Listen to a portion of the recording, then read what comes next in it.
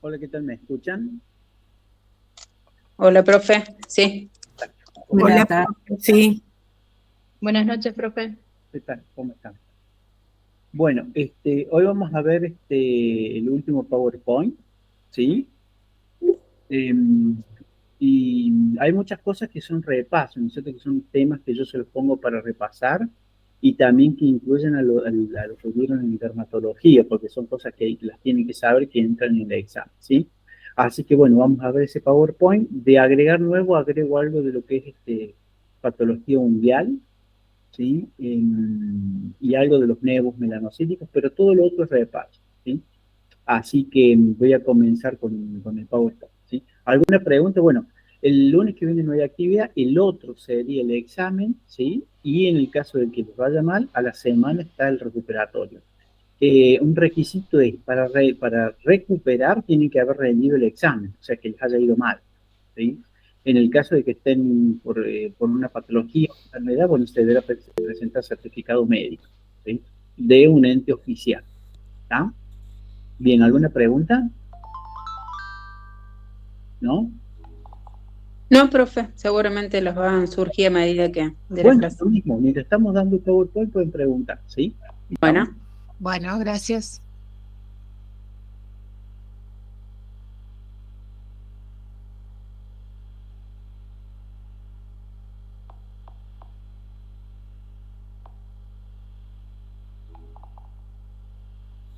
¿Qué dijo, chicas? Yo ¿Está me viendo el fui a monitor cambiar ahí? ropa. Sí, Cuéntame qué profe. dijo antes de el ente Sí, oficial.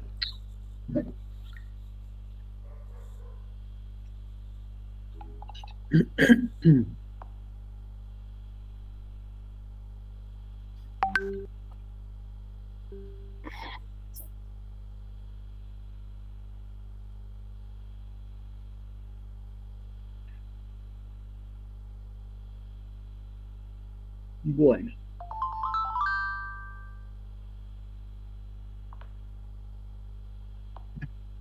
Bueno, lo que vamos a ver hoy son imágenes, ¿sí? O sea, son imágenes más o menos como para hacer un repaso, para que ustedes tengan en cuenta lo que tienen que saber, lo que tienen que estudiar. Recuérdense que ustedes ya ven temas acumulativos. En esto van a ver temas que van a ser temas que incluyen parte de anatomía, parte de fisiología, de histología. Eso me hace a lo que vieron en dermatología y después, finalmente, lo que vemos en anatomía patológica. Tengan en cuenta que todo esto es integral, ¿sí? Entonces, es como que por más que uno estudie un tema, pregunta un tema, lo tiene que vincular o relacionar, ¿está? Bien, por eso les pongo esta imagen de lo que es la anatomía del pie, para poder entenderlo. Si yo no entiendo lo que es la parte vascular, no voy a entender qué es una patología arterial, qué es una patología venosa, qué complicación puede llegar a tener. Entonces uno tiene que volver a repasar esos elementos, ¿sí? Nosotros estudiamos, ¿cierto?, lo que son los órganos, los tejidos, ¿sí? Acuérdense que uno se centra mucho en lo que es la célula eucariota, la que es el cuerpo, los cambios que va a tener, que cuando está en equilibrio está en homeostasis, ¿sí? Entonces nosotros lo estudiamos en distintas patologías de forma integradora, ¿sí? Acá una esquemita para que vean la membrana plasmática, y acá dentro de la célula es donde se produce que la síntesis del ATP, ¿sí? ¿A partir de qué? Del oxígeno, ¿sí? Y de la glucosa principalmente, ¿sí? Entonces cuando yo tengo problemas de isquemia, no se va a formar lo que es el ATP, y eso me va a llevar a la pérdida de la homeostasis celular y por lo tanto a la muerte celular, ¿sí? Como ya vimos, esa homeostasis va a depender de que de ese aporte de sangre, ¿sí?, oxigenada con nutrientes. Entonces es muy importante también eso. La indemnidad de los vasos sanguíneos, sobre todo la parte arterial, arteriolar, y a la vez hay que tener en cuenta la función de los glóbulos blancos, de la plaqueta, todo lo que nosotros hemos visto y que se ha ido desarrollando, ¿sí? Repasar la histología de la piel es algo fundamental, ¿está? Porque si estamos rindiendo una materia y no saben lo que es la histología básica, cómo está conformada la piel, y bueno, es muy difícil razonar lo que es la patología, la dermatología, ¿sí? Entonces repasen la histología normal de la piel. Acá para que vean un corte con hematoxinoxina, recordar todas las capas de la epidermis, las capas de la dermis, la hipodermis, ¿sí? Y bueno, como un tema que podemos ver nuevo, que no vimos en el anexo de la piel, que ustedes van a trabajar mucho, que es la placa unguial, ¿sí? Nosotros lo que tenemos que es la placa, o lámina unguial también que se llama, ¿sí? Y esto está sentado sobre lo que se llama el lecho unguial, como si fuera una excavación, ¿sí? Entonces esta placa unguial está sentada sobre ese lecho unguial. Y después tenemos el extremo proximal de la placa unguial, lo que se llama la matriz unguial.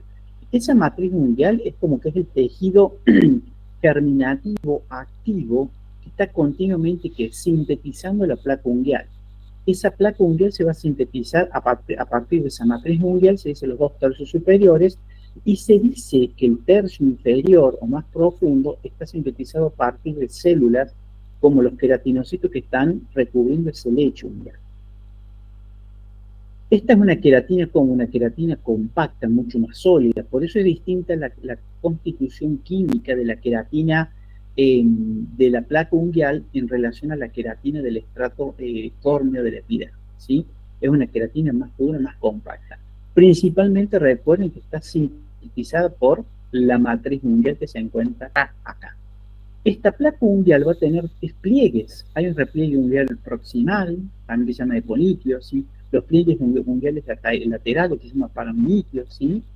Y después el hiponiquio, que está por debajo del borde libre, ¿sí?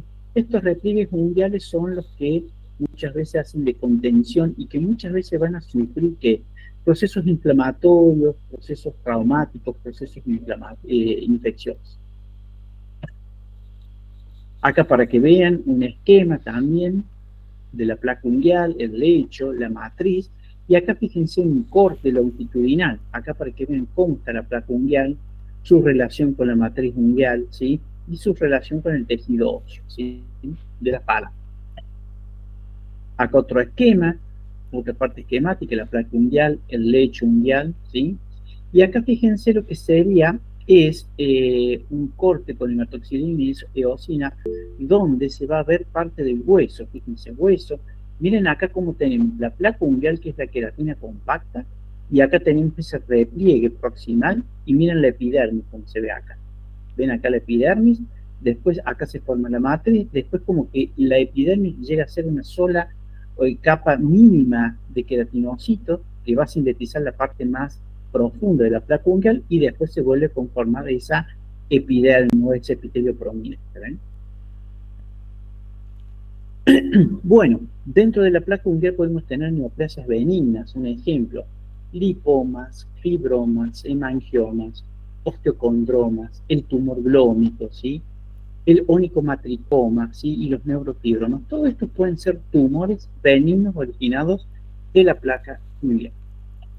¿Están viendo bien ahí el monitor? No les pregunté. Sí, profe. Bien.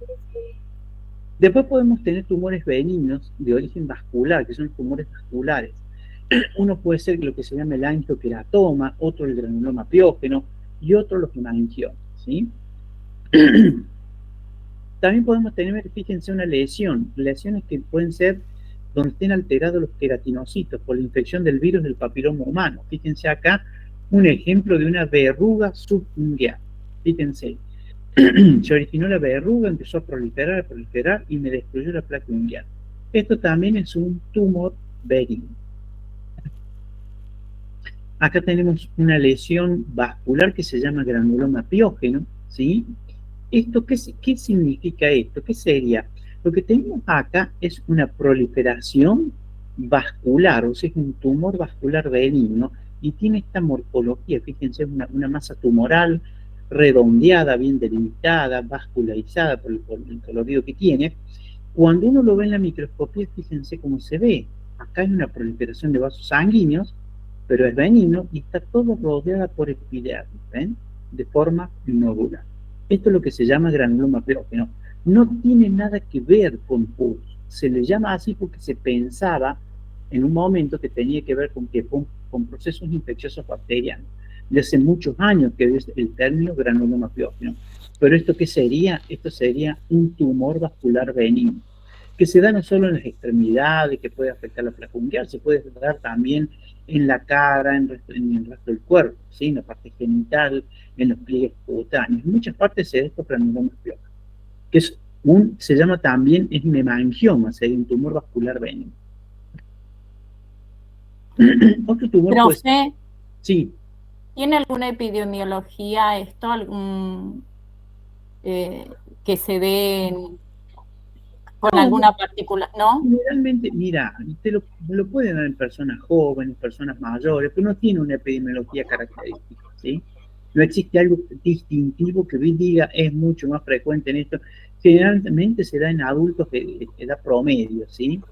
Edad promedio, ponerle 30, 40, lo más frecuente, y hasta adultos, ¿sí? Pero también lo podés ver en personas jóvenes, ¿sí? ¿Y relacionado con alguna enfermedad de base tampoco? No, mira, se lo vinculaba, ¿sabes con qué? Con posible traumatismo previo, ¿sí? Donde el paciente es expuesto a un traumatismo, y se dice que en ese traumatismo comienza con un proceso inflamatorio y después se descontrola la neoformación vascular, pero es algo benigno. Se lo vinculaba a eso, pero no está bien estudiado, no se llegó a concluir con algo bien fundamental, ¿sí? Gracias. Bien. Otro tumor tenemos el osteocondroma, que esto, fíjense, es un tumor raro, es muy raro, que afecta a la metáfisis de las palancas, ¿sí? Y también se relaciona con traumatismo. Son tumores poco frecuentes, raros. Lo que pasa es que yo, frente a un tipo de este tumor, ¿por qué lo debo estudiar? Y porque yo debo descartar que algo que no sea maligno, algo que sea agresivo, ¿sí? Pero son tumores poco frecuentes, ¿sí? Y como ya lo dice acá, fíjense, el osteocondroma es como que es un tejido óseo y condroide, o sea, cartilaginoso. Es la mezcla entre cartílago y hueso, ¿no es cierto?, pero de comportamiento benigno. Otro tipo de lesión que puede existir muchas veces cuando hay una exoptosis. Profe, disculpe, ¿qué significa metáfisis? La metáfisis. ¿Alguien sabe lo que es la metáfisis de un hueso largo? Sí, es una porción del hueso. Claro, un hueso Entre- largo. Un hueso- Entre diáfisis, ¿Cómo? la zona de transición. Entre Entre diáfisis y Sí, Entre diáfisis. diáfisis está la Bueno, metáfisis. fíjense, acá tenemos que repasar lo que es la parte de anatomía normal. Un hueso largo que tiene cuerpo diáfisis, en los extremos las epífisis, donde están las superficies articulares, y la metáfisis es la transición, ¿sí? Entre diáfisis y epífisis. Muy bien, ¿sí? Eso repásenlo porque es parte de anatomía normal, ¿sí? Diáfisis, metáfisis y epífisis, ¿sí? También repasen cómo se clasifican los huesos de acuerdo a su forma. Hay huesos cortos, hay huesos planos, hay huesos largos. Repasen esos elementos que son importantes. Sobre todo siempre tienen que repasar qué es ustedes la característica de la anatomía del pie, del miembro inferior y sobre todo del pie. Eso lo deben manejar muy bien. ¿Está? Bien. Seguimos. Supongamos que ustedes pueden tener otro tipo de lesión que es una exostosis. ¿Qué significaría una exostosis? Es como que hay un crecimiento óseo, ¿sí? Hay un crecimiento óseo descontrolado, en este caso subungual. Y en este caso, este sobrehueso, este sobrecrecimiento, me puede levantar la placa ungueal. ¿Está? Bien. Esto suele haber muchas veces, se suele presentar también en el talón, ¿sí? ¿Cuál es el hueso del talón? ¿Cómo se llama el hueso que conforma el talón? Calcáneo. calcáneo. Muy bien. Entonces pueden tener ahí focos de calcificación intensa que pueden generar dolor en el paciente, ¿sí? Profe, todos estos tumores benignos se extirpan, supongo yo, por la destrucción que causa el Sí, resto de la placa. Se extirpan. sí. Sí, se van a extirpar y van a depender, ¿no es cierto? Supongamos, por ahí vos vas a tener un tumor, una exostosis ósea, pero a lo mejor la vas a tener, supongamos, en esta parte, y es mínimo el crecimiento leve, y el paciente es muy mayor, entonces vos con la vigilancia y vos ves que no hace falta extirparlo, no se extirpa. Ahora, si esa exostosis está generando un desprendimiento de la uña, vos fíjate que acá ese desprendimiento, ¿qué te genera acá? Una entrada para los microorganismos. En este caso sí, a lo mejor debería extirparse, ¿sí? Claro, porque yo me imaginaba si suponga está entre la metatarsofalangica, vio que está el hallus valgus, podría Sí. haber una impresión así. Como una deformidad que produzca. Claro, Sí, sí, sí, sí. claro, Sí. por el diagnóstico diferencial que no sea un hallus valgus y sea justamente en esa zona. Claro, claro. Sí, no. Es que generalmente muchas de las patologías que ustedes van a ver que son benignas, pero a veces son deformantes, y eso va a depender de la calidad de vida del paciente, pero sobre todo por qué cuándo se hace la cirugía, cuando esa deformidad o esa alteración condiciona a sobreinfección, ¿sí? Imaginen este paciente que sea diabético o que tenga una alteración circulatoria, y bueno, acá tenés fácilmente la puerta de entrada para que haga infecciones. Entonces tiene que ser sometido a cirugía, ¿sí? Ah, claro. Por eso hay que analizar el contexto de todo eso, ¿sí? Fíjense acá, si bien esto no es miembro inferior, para que vean un encondroma, ¿sí? Que también es un tumor benigno, es como un tumor benigno, formación de cartílago, ¿no es cierto? Que me va a deformar el hueso, ¿eh? Y me puede generar esto. Si bien son tumores benignos, ¿qué me van a generar? Muchas veces compresión, y esa compresión hace que me genere procesos inflamatorios de los tejidos blandos que rodean a la parte ósea, ¿sí? En este caso, Profe, un encondroma. Sí, lo mismo que el espolón calcáneo.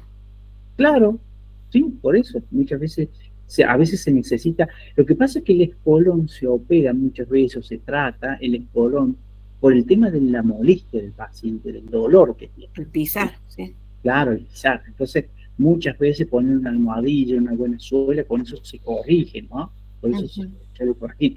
Obviamente, a ver, también tengamos sentido común. Si una persona tiene un espolón calcáneo, ¿uno qué va a buscar? Corregir que la superficie, o sea, que use un buen calzado, porque a veces la persona no usa un calzado acolchado o que amortigue eso. Y después recuerden lo otro que es fundamental, que es el control del peso del paciente, ¿sí? Porque un paciente puede tener sobrepeso y eso lo va a condicionar a que duele mucho. Muchas veces el paciente, normalizando su peso, ya desaparecen dolores de qué, de calcificaciones, de articulaciones, de muchas cosas, ¿sí? Tengan en cuenta eso es fundamental, ¿sí?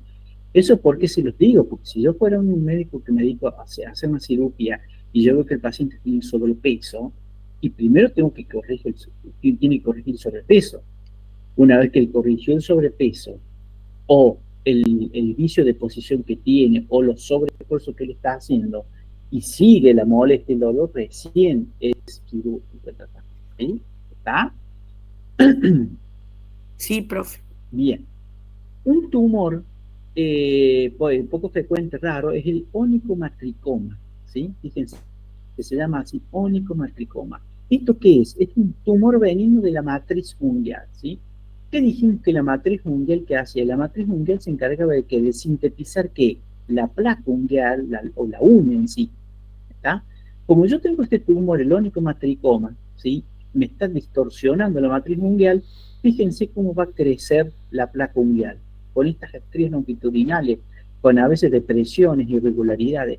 ¿Y esto por qué se da? Y porque yo tengo acá un tumor en la matriz unguial que me está comprimiendo, me distorsiona los queratinocitos que sintetizan esa placa unguial. Entonces, fíjense, acá les sintetizó un poco mejor, acá peor, ¿sí? Acá un poco mejor, acá peor. Entonces, este tumor altera la matriz unguial, por lo tanto va a haber alteración de ¿qué? De la placa unguial, ¿sí? Y eso sí sigue. Profe, en ese caso, sí. perdón, en ese Sí. caso, ¿qué solución podemos darle nosotros? Esto va a ser cirugía, esto se hace una extirpación, ¿ven? Ah, bien. Fíjense, se hace una extirpación, se saca la placa unguial, ¿no es cierto? Y acá fíjense que mira, acá sale la placa unguial y ahí se debe, digamos, hacer la cirugía y extirpar esto.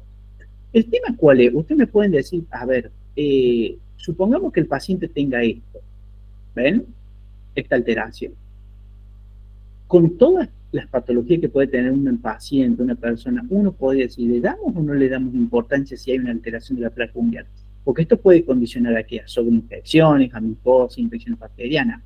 Lo que pasa es que si ustedes ven esto, ustedes dicen directamente, es un onicomatricoma. No, yo que tengo miedo acá, de que haya un tipo de tumor más agresivo, ¿sí? Sobre todo que voy a tener miedo. Fíjense acá como está como inflamado, más allá de la parte de la matriz, y que no tenga un melanoma melánico, un pigmento.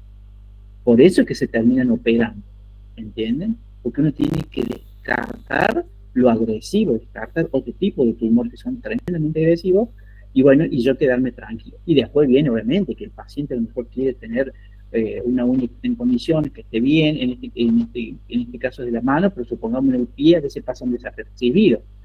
Pero uno Profesor, sí. Profesor, Sí. disculpe. Sí. Yo trabajo en un hogar de ancianos. Sí. Y ese tipo así, de la uña, Sí. lo veo frecuentemente en los abuelos. Y Claro. yo hace 5 años que estoy ahí y los trato, y es decir, ¿cómo le puedo decir? Se lo ve como normal, es decir, lo veo una vez por semana, los veo a todos, pero usted dice un tumor, ¿cómo llegamos a que es un tumor? No sé si... Mira, vos acá estás viendo la placa unguial, ¿sí? Sí. Bien, Sí. esto está alterada la placa unguial, perfecto. Puede ser por muchas causas, muchas patologías sistémicas, desde respiratoria, desde anemia, desde patologías inflamatorias crónicas, me pueden llevar a alteración de la placa unguial. Un hongo me puede llevar a alteración de la placa unguial, ¿sí? Ahora, una cosa es la placa unguial alterada que estás viendo acá y otra cosa es la parte de la matriz. ¿Ves acá? Esto está Sí. alterado. Vos, si te Sí, fijas... no, aparte se ve rojo ahí. Exacto, pero está deformado, está bombado, ¿ves? Sí. Está bombado. Bueno, y fíjate como vos decís que tiene acá calor, rubor, tumor, dolor. Entonces, Sí. cuando vos tenés esta alteración de la placa unguial, sola te quedas tranquila. Ahora, cuando vos tenés este componente de acá, esto es lo que a vos te llama la atención, ¿sí? Claro, sí, ahora entiendo. Y otra Sí. cosa, este paciente, ¿qué te va a decir? ¿Qué va a tener? Dolor, mucho dolor, seguramente tiene Claro. dolor. No, ¿Sí? ellos por ahí cuando se dan, los que más están bien, ¿no? Me Sí. dicen de cómo se dan cuenta de que como que la uña se está poniendo vieja, como ellos dicen. Claro. Así dicen ellos. Pero es decir, no tienen dolor ni nada, lo que tienen es eso, ese tipo ¿no es cierto?, que es como una lámina que se desgaja. Claro, porque es una placa ungueada alterada. Eso te lo Claro. puede varias causas, ¿cierto? Pero acá vos analizás esto otro, ¿ves? Esto otro tenés que analizar, ¿sí? Esta otra parte que está alterada. A lo mejor vos acá al paciente lo tocas y apenas lo tocas un poquito le duele. Y si vos palpas con cuidado vas a sentir que está aumentada la temperatura. Entonces en ese caso, vos, si después hace el estudio, se ve que esta parte ve que está bombada, se nota bien abombada, después Hay tiene acá infección. esta lesión Claro. tumoral. ¿Está? Claro, es una infección. Sí, sí, sí. Claro. Gracias, profe. De nada. Fíjense, es un onicomatricoma, que es un tumor filiforme, como que tiene pequeñas como vellosidades o formaciones largas, ¿sí? Y un epitelio de aspecto papilomatoso, ¿sí? Como si fuera una verruga, parecería, ¿cierto? El tema que hace que esto crece y me comprime, fíjense a esas formaciones, esto crece y me comprime y me destruye la matriz, y como me destruye la matriz mundial, no me deja sintetizar bien la placa ungueal, ¿sí? Siempre recuerden el otro componente de acá, de la piel y de la matriz. Bien, otro tumor que podemos tener, el tumor glómico. ¿Con qué lo relacionamos al tumor glómico? Es un tumor que se origina del aparato glómico. El aparato glómico suele estar en las terminaciones de manos y de pies, ¿no es cierto?, principalmente de las manos, y lo que me permite que es un ajuste vascular. ¿Para qué? Para la regulación de la temperatura. Entonces las células del aparato glómico se pueden alterar y empiezan a proliferar de forma benigna y se forma el tumor glómico. Una característica del tumor glómico que genera dolor, ¿sí? Produce dolor, ¿sí? Fíjense, el tumor glómico es benigno, es una lesión muy vascularizada, tiene muchos canales vasculares y estas son células glómicas, ¿sí? Pero una característica que tiene, tanto puede estar subungueal o por fuera de la uña, ¿no? Pero la característica es el dolor que tiene, ¿sí? Es muy, muy doloroso, ¿sí? Y fíjense en cómo es el tumor. Este tumor podría estar acá en otra parte, pero siempre lo que caracteriza es el dolor por la inervación del tumor. Bien, acá para repasar le pongo el tema de los melanomas acá a nivel subungueal. Fíjense cómo este melanoma está acá, también está inflamando parte del mesenterio ungueal. En este caso ya, ¿qué pasa? Creció y desapareció el placa ungueal, ¿sí? Este es un ejemplo de un melanoma neuronoduloide en nuestra parte del cuerpo. Y acá para que vean otros tipos de melanoma, cómo se pueden presentar, ¿sí? Fíjense, ven ahí tienen la alteración de la uña, y acá ya en la matriz está infiltrando el tumor hacia acá y está infiltrando hacia acá. Miren acá donde está el melanoma subungueal, está infiltrando esta parte y sobre todo se la matriz en esta parte, ¿sí? Acá también, miren donde está el melanoma y miren acá donde está infiltrando, ¿sí? Es característico, ¿sí? Entonces, por esto es que nosotros tenemos miedo y estudiamos tanto al paciente con estos otros tipos de tumores, porque uno quiere descartar esto. Acuérdense que hay melanomas amelantes, ¿sí? Entonces, esos pueden confundir, ¿sí? Bien. Otro tumor que puede existir ya en la piel generalmente, y más raramente a nivel de las uñas, que puede ser un tumor vascular pero maligno, y se va a llamar angiosarcoma, y también se lo llama sarcoma de Kaposi, ¿sí? ¿En qué paciente se suele dar este tumor? HIV. Pacientes HIV, muy bien, pacientes HIV. Eso es pregunta de examen, así que recuerden eso. Paciente HIV, ¿sí? Paciente HIV va a tener angiosarcoma, sarcoma de Kaposi. Es porque acá tiene una infección en la célula endotelial del virus de tipo herpes tipo 8 y hace que proliferen las células endoteliales de forma descontrolada, y es un cáncer. Esto es un cáncer. Lo que pasa es que estos pacientes HIV ya significa que su sistema inmune bajó tanto, que el virus herpes 8 empezó a proliferar y descontrola la célula endotelial y hace este angiosarcoma. Y esto es indicador de que el paciente ya está muy inmunocomprometido. Entonces, en cualquier momento, ¿qué hace este paciente? Una neumonía, una meningitis, una infección cutánea. Por lo tanto, ustedes ven un paciente con una sospecha de angiosarcoma, dice, tengo un angiosarcoma, en este caso sí no se debe ni tocar, ¿entienden? No se toca, ¿sí?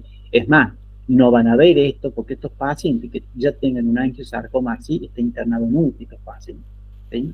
Por el cuadro delicado que tienen.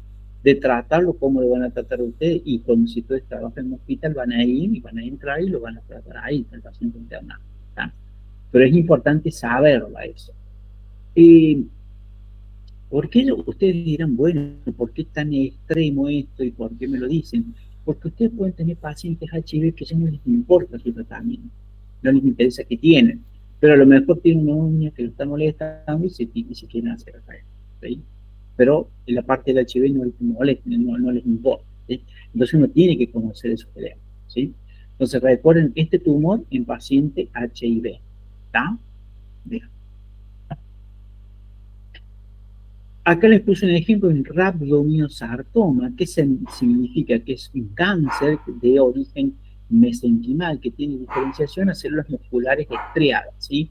Si ustedes ven la microscopía, ustedes ven que no parecen células musculares, salvo que si le viéramos a un gran aumento, veremos acá las estrías en el citoplasma, ¿sí?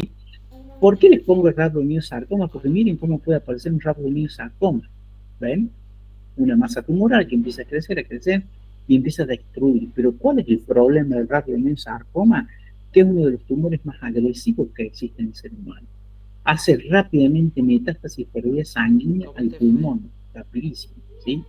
Generalmente, como comienza con un tumor pequeño y uno piensa cualquier otra cosa, hasta que se llega el diagnóstico de rhabdomyosarcoma ya está la metástasis, ¿sí?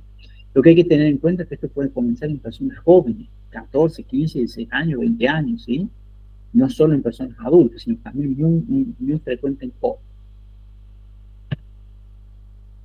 Bueno, el osteosarcoma, como dice su palabra, es un sarcoma, o sea que es una neoplasia maligna o cáncer de origen mesenquimal, y en este caso se origina en el hueso.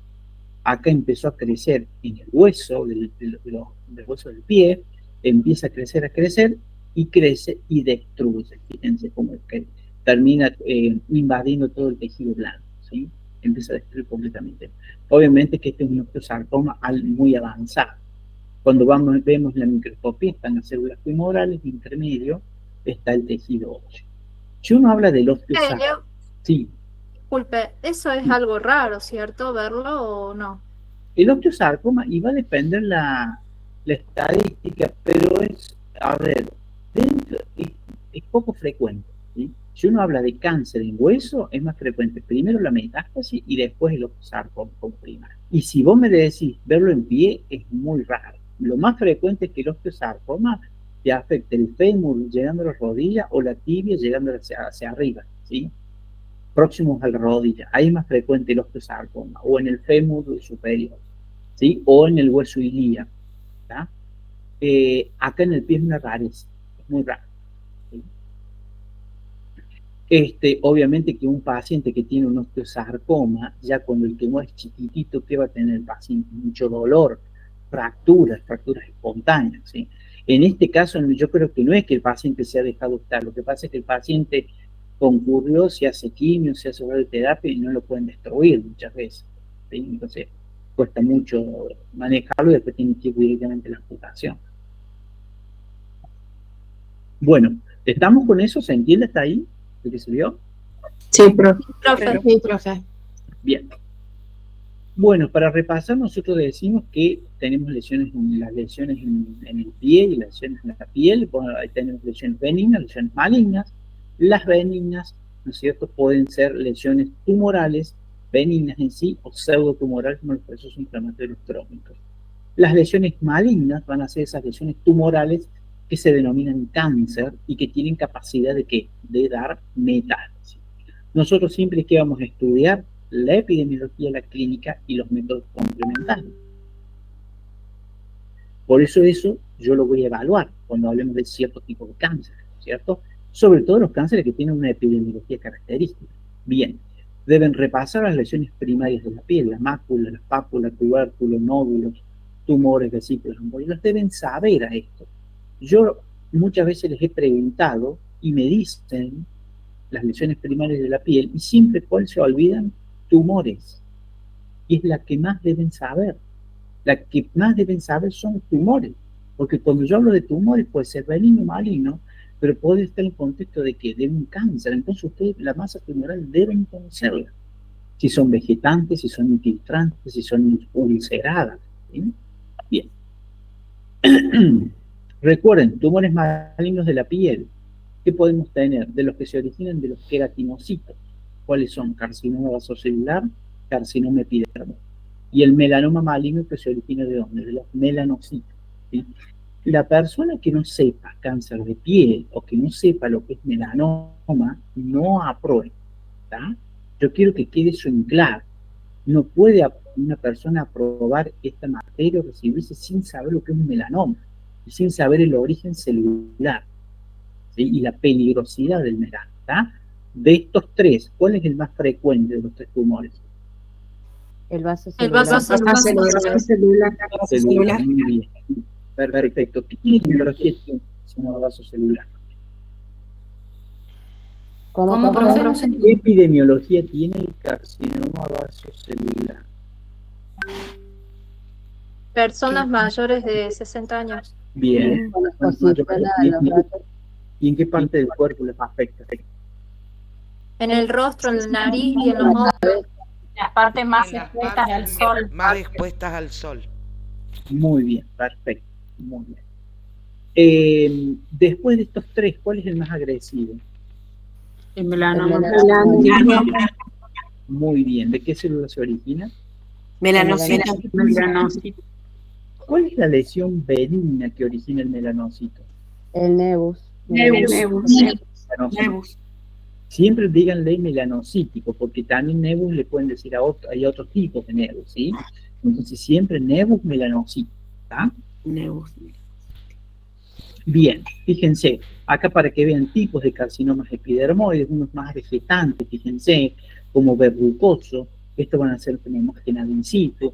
Otro tipo de carcinoma epidermoide que tiene la masa tumoral, fíjense, con áreas ulceradas, y a lo mejor si uno cortara acá es infiltrante, y acá para que vean cómo se ve la microscopía del carcinoma epidermoide, ¿sí? Que forman estos nidos con queratinización central. El melanoma maligno, la forma de presentación, fíjense, como una masa tumoral nodular, ¿sí? O un melanoma subungular. Y acá las células melanocíticas, ¿sí? Con su atipia y con el acúmulo del pigmento mielánico, ¿sí? Conformando esta figura. Bien, la vesícula, ¿sí? La vesícula. Esto entra dentro de la clasificación de ¿qué? De las lesiones cavitadas de la piel. Las lesiones cavitadas de la piel son vesícula y ¿cuál otra más? Ampolla. Ampollas. Ampolla, muy bien. Muchas veces ustedes dicen úlcera y erosión y no, o sea, no son lesiones cavitadas. Cavitadas que tenga, digamos, una cavidad conformada con un techo también. Por eso las lesiones cavitadas de la piel, vesículas y ampollas. Las vesículas como son multitabicadas, más pequeñas, mientras que la ampolla es grande, prominente, ¿sí? Hay muchos tipos de enfermedades que me pueden producir vesículas ampolla. Inclusive una vesícula se forma, se van uniendo las vesículas y forman después una ampolla. Tenemos de causa infecciosa, como la dermatitis herpetiforme, tenemos el traumatismo mecánico, tenemos después enfermedades autoinmunes como el pénfigo que me van a producir ampollas, ¿sí? Fíjense, en el pénfigo yo voy a tener ampollas subcórneas, intraepidérmicas, subepidérmicas, ¿sí? Acá tenemos en el pénfigo una enfermedad autoinmune donde hay anticuerpos que van a destruir ¿qué? Los desmosomas que une queratinocito con queratinocito o los hemidesmosomas que une el queratinocito con la membrana basal donde se asienta el epitelio plano, ¿sí? Bien, entonces estamos con esto, recuerden las ampollas que se da en una enfermedad autoinmune llamada pénfigo, ¿sí? Bien. Otro tipo de patología que deben recordar, ¿cuál es? La foliculitis. Acá tenemos el folículo piloso, la glándula sebácea, normal. Después tiene una complicación, una infección, un microorganismo que ingresó, prolifera el microorganismo, dilata, hace una foliculitis, que es una inflamación, destruye el folículo piloso y puede transformarlo en una púrpura o inclusive en un absceso, ¿sí? ¿Cuál sería el microorganismo que más frecuentemente me produce una foliculitis de la piel? Estafilococcus aureus. El Staphylococcus aureus, muy bien. ¿Qué tipo de bacteria es? ¿Gran positivo o gran negativo? Gran Gran positivo. positiva. ¿Ah? Gran positiva. Positivo. Gran positivo, muy bien. Perfecto. Bien, acá para que vean material purulento, ¿sí? Una lesión donde se acumuló material purulento, ¿sí? ¿Qué vería yo si en la microscopía del material purulento? ¿Qué es lo que veo principalmente? Neutrófilos. Neutrófilos, neutrófilos, muy bien. ¿Y eso qué me está indicando? Que el paciente qué tipo de infección tiene. Bacteriana. Bacteriana, ¿no? Contra estos bacterias biógenes, como son los estafilococos, pueden ser los estreptococos, pueden ser inclusive las enterobacterias. Pero sobre todo el que nosotros conocemos, ¿cuál es el estafilococo aureus, que es el principal patógeno de la enfermedad? Bueno, acá tenemos lesiones. Dentro de las lesiones primarias, las máculas. Máculas y púrpuras. Las máculas van a ser como manchas, ¿no es cierto? Y la púrpura como un puntillado, ¿sí? Esto que generalmente me puede orientar y que hay una alteración, o puede haber un proceso inflamatorio de causa autoinmune que me produce una vasculitis, y la vasculitis me produce este daño, o que el paciente tiene alteraciones de las plaquetas y el paciente está tomando antiagregantes plaquetarios. Todo eso me puede destinar a conducir a que el paciente tenga mácula o púrpura. Esto me está diciendo que puede haber un sangrado superficial en la piel, pero yo tengo que tener cuidado porque este paciente que puede tener un sangrado interno, ya sea digestivo o ya sea se hace un pico hipertensivo y me hace una CD hemorrágica. Profe, ¿son Sí. dos cosas distintas, máculas y púrpura, o es...? La mácula es una mancha, ¿ven? Mira, la mácula sería Sí. una mancha grande, ¿sí? La púrpura son como si fueran más pequeñitos, ¿ves? Ese puntito, Los puntitos. esa Sí. sería la púrpura, ¿sí? Bien. Mácula es mancha y la púrpura puntito, ¿sí? Esa es la diferencia. Bueno, como lesiones secundarias que tienen que saber ustedes muy bien: la ulceración, la erosión, las escamas, costras, heridas y escaras. Principalmente, ¿cuál es la lesión que van a ver principalmente ustedes? Ulceración y erosión. Esto es lo que van a ver principalmente y deben saber definirla y saber por qué se produce una ulceración. ¿Por qué el paciente hizo una úlcera? Ahí vamos a tener las úlceras de causa vasculares, que se ven en el paciente hipertenso, en el paciente diabético. Tengan en cuenta ustedes que de hablar de una lesión como esta úlcera, que uno puede hablar de la definición de úlcera, cómo se forma la úlcera, dónde afecta la úlcera, podemos pasar a las causas vasculares que llevan a esta úlcera. Y se va a terminar hablando de que de placa de ateroma, de arteriosclerosis hialina, ¿sí? De hipertensión arterial, de diabetes. O sea, todo esto me va a llevar a todo lo que conteste, ¿sí? También me va a llevar a hablar de insuficiencia cardíaca, izquierda, derecha, ¿sí? Congestión de las venas profundas de la pierna, trombosis venosa profunda, ¿sí? Tromboembolismo pulmonar. Tengan en cuenta que, miren, de esto se puede partir para todos los otros temas, ¿sí? No es el examen solamente, digo definición de esto y ya está, no. Todo se va relacionando y se va pensando, ¿sí? Entonces yo no tengo que estar atento a cómo es la anatomía, cómo es la histología, para saber qué voy a responder o cómo voy a razonar el problema. Fíjense, una erosión. La erosión es la pérdida del tejido superficial, pero no de forma tan profunda como la úlcera, ¿sí? Y esto no deja cicatriz, ¿sí? En cambio, la úlcera sí me va a dejar cicatriz, ¿sí? Es profunda, deja cicatriz. Ahí en el lecho ulceroso forma tejido de granulación. Y acá fíjense en esta úlcera, este paciente quiere hacer la repitalización por segunda intención. Y acá, ¿qué tiene todo? Un aro concéntrico de ¿qué? De hiperqueratosis, ¿sí? Ahora lo que uno tiene que tener cuidado es que acá estos queratinocitos están replicando y pueden empezar a mutar y pueden de forma crónica en años llevar a un tipo de neoplasia maligna. ¿Qué tipo de cáncer me puede originar el borde de la úlcera? El epidermoide. Bien, el carcinoma epidérmico. Completo hay que responder. ¿Por qué? Porque yo cuando digo epidermoide, yo no sé si me están hablando de una metaplasia epidermoide, ¿sí? Pero voy a pedir que de forma completa, si es carcinoma vasocelular, carcinoma vasocelular. Si es carcinoma epidermoide, carcinoma epidermoide. ¿Está? Acostúmbrense a usar la palabra completa. ¿Por qué? Porque la palabra, ¿qué le está diciendo a usted la palabra carcinoma? ¿Qué significa carcinoma? Neoplasia. La lesión tumoral. No, lesión neoplasia no me está diciendo neoplasia. ¿Qué significa la palabra carcinoma? Es un cáncer de la piel. Es un cáncer de la piel. ¿Y qué más? Y El que es melanoma maligno. de la piel, pero se llama de otra forma. ¿Qué me está diciendo carcinoma? Que se origina de los queratinocitos. Ahí está, ahí está. Es un cáncer de la piel, se origina del queratinocito, de un epitelio, ¿está? Eso significa. Por eso es que tiene que decir la palabra completa, carcinoma epidermoide. Porque ustedes que dicen epidermoide, epidermoide, y la palabra clave es el carcinoma epidermoide, ¿sí? Carcinoma me está diciendo que es una neoplasia maligna, que es un cáncer, pero principalmente que se originó de un epitelio. Y en este caso, un epitelio plano estratificado y la célula se llama queratinocito. ¿Está? Por eso traten de estudiar de forma completa, así no se olvidan nunca de eso. ¿Está? Que eso es un carcinoma. Porque después van a pasar el tiempo, los meses, y ustedes van a confundir carcinoma con sarcoma. Y no, esto es un carcinoma epidérmico. ¿Está? ¿Qué otros ejemplos conocen de carcinomas epidermoides en el resto del cuerpo que hemos hablado? El cáncer de mama, profe.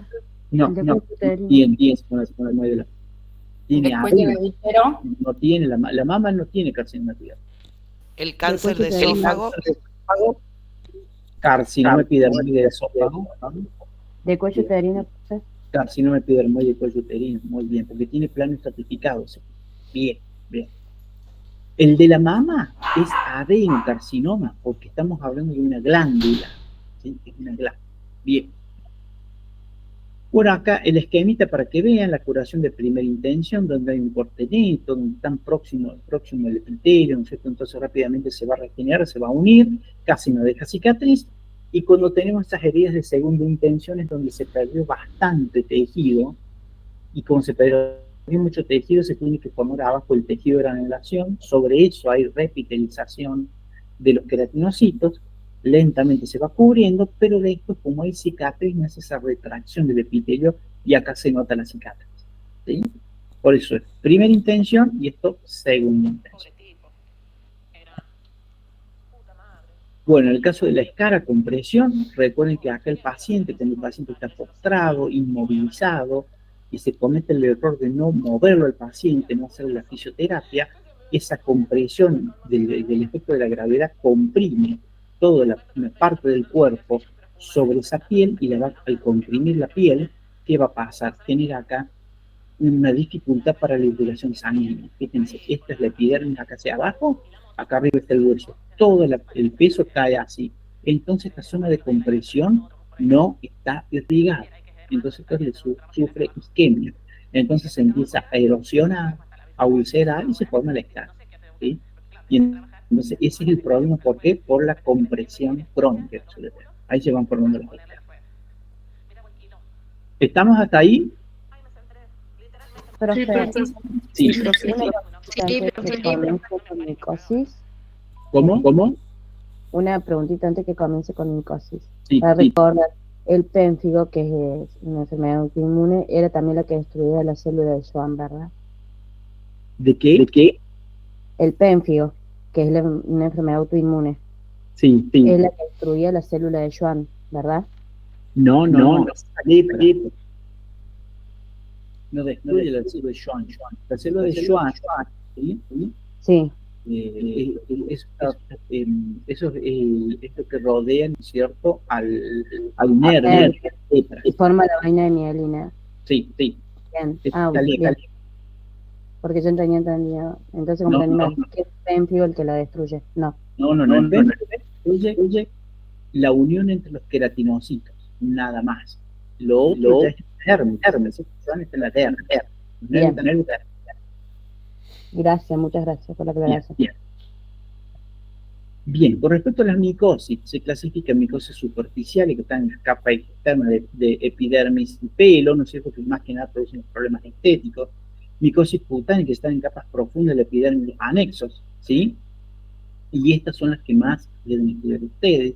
Micosis subcutáneas en dermis, hipodermis, músculo, ya en más profundidad, por un traumatismo, con un paciente inmunocomprometido, y ya cuando el paciente ya hace una micosis sistémica, que se ha diseminado generalmente en pulmón, ya es un paciente inmunocomprometido, trasplantado, HIV, ¿cierto? O con una neoplasia que se diseminó en MEDUS. Con respecto a las micosis superficiales, lo que uno tiene que saber es la tinea pedis, que es el pie de atleta, y la tinea unguium, que es la onychomycosis. Obviamente que esto es pregunta de examen. Si ustedes me responden todo, pero esto no lo responden, no aprueban, porque esto no pueden no saber esto. ¿Se entiende? Así que lo que es micosis cutánea superficiales sí o sí se debe saber. ¿Está? Bien. Por lo tanto deben saber, no solo decirme el nombrecito, saber qué es un hongo, qué tipo de células forma el hongo, cómo se clasifica el hongo, toda esa característica hay que saberlo. ¿Sí? Bien. Con respecto a la tinea pedis, los factores que pueden condicionar a que se desarrolle la hiperhidrosis, el calor, la maceración, todo lo que es la falta de ventilación, aireación y la falta de rayos ultravioleta, porque eso destruye, ¿no? ¿Sí?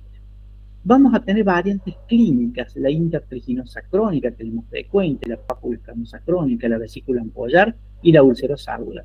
Si ustedes se fijan, estas manifestaciones clínicas es como que comienza de lo más simple a lo más complejo. Ven, son como estadios evolutivos que va a tener. ¿Sí? ¿Por qué pasa esto? Está la tinea pedis, empieza a proliferar, primero algo más simple, luego pápulo escamoso, luego el paciente, ¿qué va a tener como clínica? Prurito, tiene picazón, se rasca.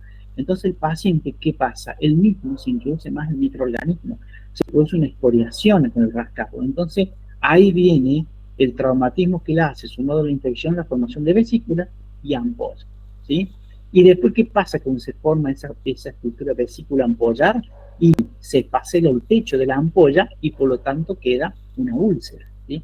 Por eso todo esto son fases de lo mismo. Por eso si uno diagnostica en este estadio inicial, ¿sí?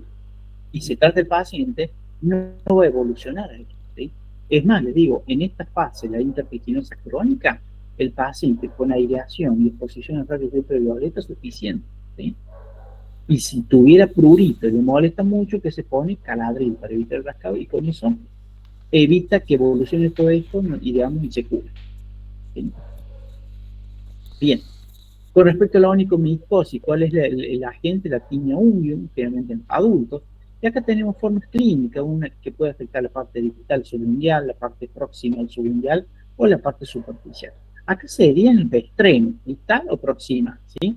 Y acá la superficial es donde yo voy a tener en la parte de la superficie que pueden tener puntos, placas, áreas blancas o opacas, ¿sí? Y fíjense, la uña por efecto del hongo. El hongo, acuérdense que el hongo, ¿qué va a hacer con respecto a la piel y a la placa unguial? Va a utilizar esa queratina. Tiene enzimas específicas para degradar la queratina, que es una proteína, y utilizarla como un nutriente. Entonces, eso va a dañar la placa unguial. Entonces, la placa unguial, ¿cómo va a estar? Y va a estar opaca, va a estar amarillenta, puede estar gruesa, ¿sí? O puede estar, la matriz unguial va a estar como estimulada y quiere sintetizar la placa unguial, por lo tanto puede haber una hiperkeratosis, pero esa hiperkeratosis, ¿cómo puede estar? Así, friable, ¿sí? Fácilmente que se degrada. ¿Está? Bien, acá también uno tiene que recordar que en las onychomicosis, que los medicamentos antimicóticos son altamente hepatotóxicos. ¿Sí? Es importante. Bien, ¿estamos hasta ahí? Sí, Sí, sí, profe. Bueno, con respecto a las micobacterias, ustedes lo tienen desarrollado, lo tienen que saber. Dos tipos de micobacterias, micobacterias tuberculosis y tuberculosis pulmonar. En este caso, ingresaba por vía aérea, destruía el pulmón, me generaba que un proceso inflamatorio donde hay reacción celular, con macrófagos, linfocitos, células de Langhans, y el paciente que va a tener como clínica tos, con hemoptisis, en la sangre, fiebre elevada, dificultad respiratoria, la tuberculosis es muy contagiosa, y tener cuidado de pacientes HIV positivos que cuando la micobacteria en tuberculosis ya en estadio avanzado se disemina por sangre, me puede hacer una anemia. ¿Sí? Las micobacterias, ¿con qué se colorean? ¿Qué coloración se utiliza? Silnesa. El Ciel-Nielsen, muy bien. Son bacilos, ácido alcohol resistentes, por lo tanto no se pueden colorear con coloración de gramo. Y acá tenemos, fíjense los bacilos, que son antibiótico-resistentes, con 100 miligramos. ¿Sí? Estos son macrófagos que han fagocitado a muchos bacilos y otros están. La otra enfermedad que tenemos, ¿cuál es? La por micobacteria, que es la lepra, Mycobacterium leprae, ¿sí? Que puede ingresar, algunos dicen por vía cutánea y otros dicen por vía aérea. Los libros dicen que entra por vía aérea, se disemina en zonas de baja temperatura, como son piel y mucosa, y ahí empieza a hacer la lesión. Bien, Mycobacterium leprae, generalmente la lesión que produce es en piel, ¿sí? Hay dos tipos polares de lepra. ¿Cómo se llaman los tipos polares? Este es un tipo polar y este es otro tipo polar. ¿Cómo se llama este tipo polar de lepra? Tuberculoso. ¿La? Mycobacterium leprae, tuberculoso. Tuberculoide. Tuberculoide. Tuberculoide. Sí. Tuberculoide, o sea, porque se parece a la tuberculosis. Tuberculoide. Bien. ¿Y esta otra? ¿Cómo se llama? Lepronulosa. Lepronulosa. Entonces, ¿Cómo? lepra tuberculoide, que esta no es contagiosa y produce estas lesiones, fíjense como grandes manchas o máculas con el centro de curación, ¿sí? Y acá la lepra lepromatosa, que se llama lepromatosa, ¿por qué? Porque forman estos lepromas, ¿ven? Que deforman al paciente. Esta sí es contagiosa, ¿sí? Esta es la que se da muchas veces en la INI, ¿sí? Bueno, acá clínicamente estos pacientes, ¿qué van a tener además de este tipo de las lesiones? El infiltrado inflamatorio que hace va a estar rodeando los anexos de la piel, por lo tanto se pierden los pelos, porque se destruye la parte pilosebácea, se pierde el pelo, no tiene sudoración porque el infiltrado inflamatorio que hizo destruyó la glándula sudorípara, ¿sí? Y el paciente tampoco tiene sensibilidad porque hay invasión perineural. Se destruyen los nervios porque se destruye la vaina de mielina constituida por el célula de Schwann. Acá es donde tenemos la agresión de la célula de Schwann, ¿sí? Entonces acá no tiene sensibilidad, no tiene pelo, ¿sí? Y no tiene sudoración, ¿está? Bien. Lo mismo le va a pasar en la lepra lepromatosa, solo que esto es mucho más exagerado. Entonces, esas son las lesiones que tienen que repasar con respecto a las micobacterias. Bien. Con respecto a la sífilis, ¿cuál es el agente causal de la sífilis? Treponema pallidum.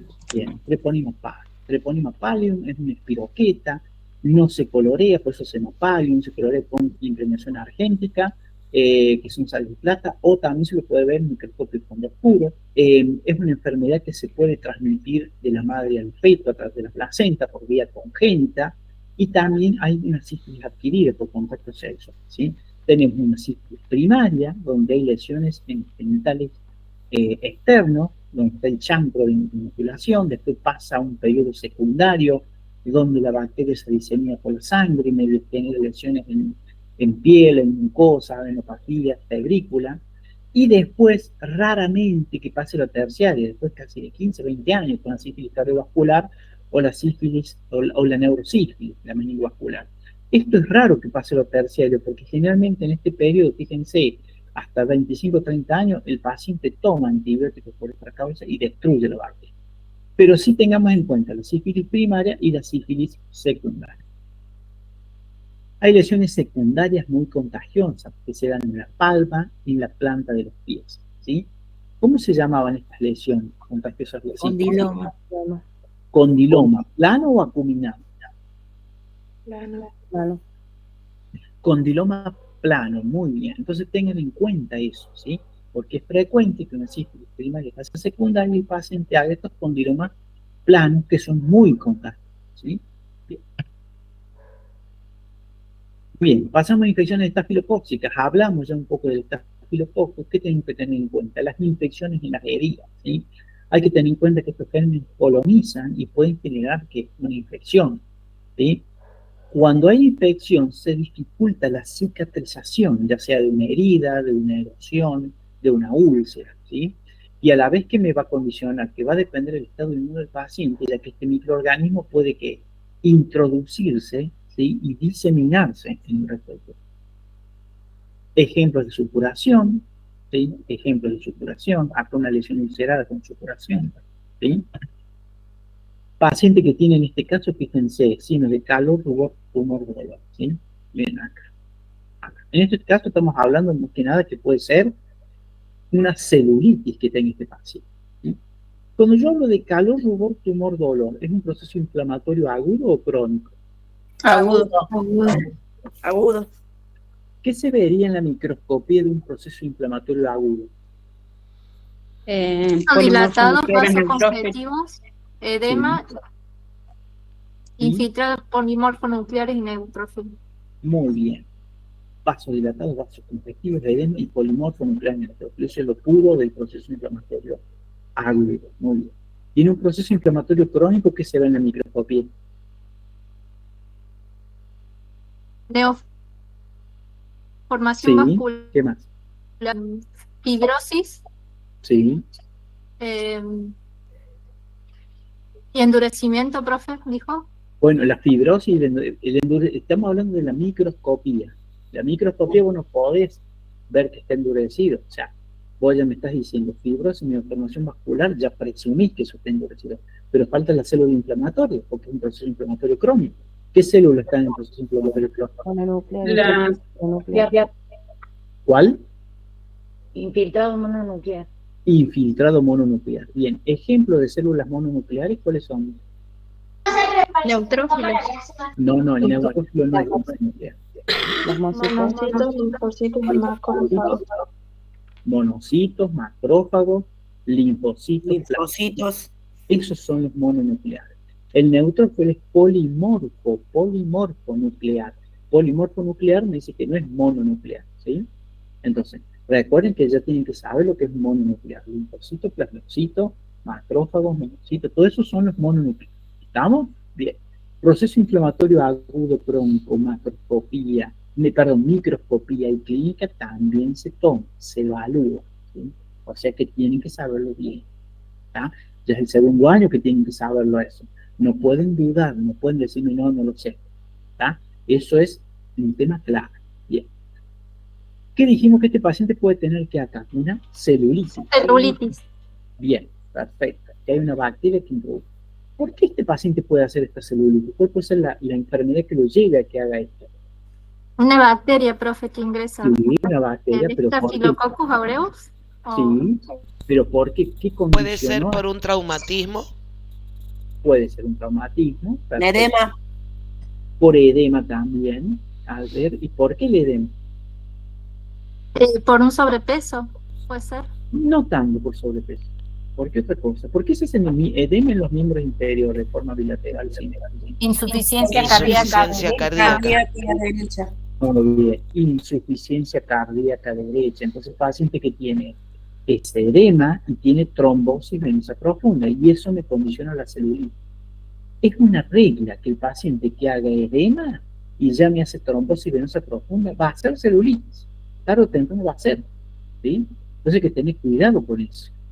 Porque como hace trombosis venosa profunda, no está circulando la sangre y los microorganismos por donde se están metiendo, por los folículos fibrosos. ¿Sí? Tener en cuenta eso, hay que tener cuidado. Es una regla casi. Trombosis venosa profunda, si yo no lo soluciono, no se soluciona con qué, con el movimiento, con los antiagregantes, con levantar piernas, el paciente me va a terminar haciendo una celulitis. No sé si 2 días, 3 días, 15 días, pero termina haciendo. ¿Sí? Entonces, si uno ve esto, cuidado, no solo estoy asustado por esto, por la infección, sino estoy asustado por la trombosis venosa profunda. Profe, la trombosis venosa profunda es la que va a llevar a la celulitis. Claro, te condiciona eso. Te suma. Vos tenés paciente que tiene hipertensión arterial, que te hace insuficiencia cardíaca izquierda, eso me hace insuficiencia cardíaca derecha, eso me hace congestión venosa con edema, y esa congestión venosa profunda me lleva a la trombosis venosa profunda. Y acá están las bacterias dando vueltas y esas aprovechan y se te meten ahí. ¿Sí? Porque se alteró ¿qué? El flujo sanguíneo. Si vos no tenés buena circulación sanguínea, las bacterias van a aprovechar y se introducen, ¿sí? Y generan infección. Vos tenés en cuenta que lo que viene de sangre por arteria me trae no solo oxígeno, nutrientes, me trae glóbulos blancos, los neutrófilos para atacar a las pocas bacterias que están entrando.